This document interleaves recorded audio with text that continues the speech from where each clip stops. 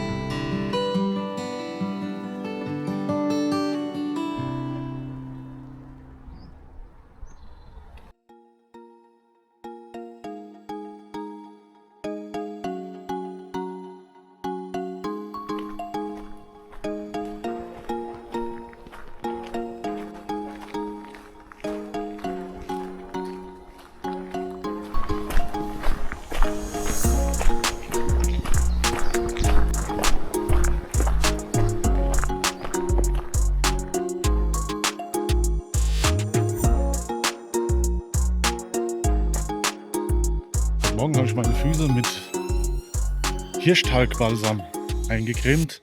Zum ersten Mal. Möchte ich mal ausprobieren, wie das so ist. Im September bin ich beim Mountainman in Reit im Winkel dabei und da teste ich das jetzt halt mal aus. Das betreffende Produkt habe ich euch in der Beschreibung verlinkt. Könnt ihr mal in die Kommentare schreiben, was ihr da davon haltet, oder sagt ihr generell Hirschtalg oder Füße eincremen, das braucht man nicht. Ein schöner Hexenwald hinter mir. Hoffentlich kommt die böse Hexe jetzt nicht raus und holt mich. Ich habe mal vorsichtshalber jetzt meine Jacke angezogen. Es tröpfelt ein wenig. Hoffen wir mal, dass es sich nicht einregnet.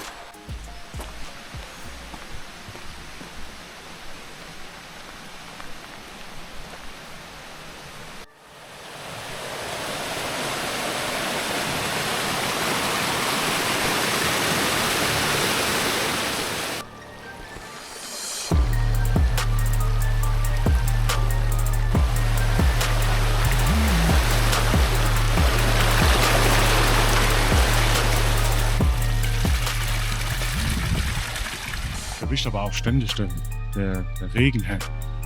Am Hintersteiner See hat mich schon der Regen den ganzen Tag begleitet. Jetzt regnet es auch schon wieder. Schuhe sind auf, Füße nass.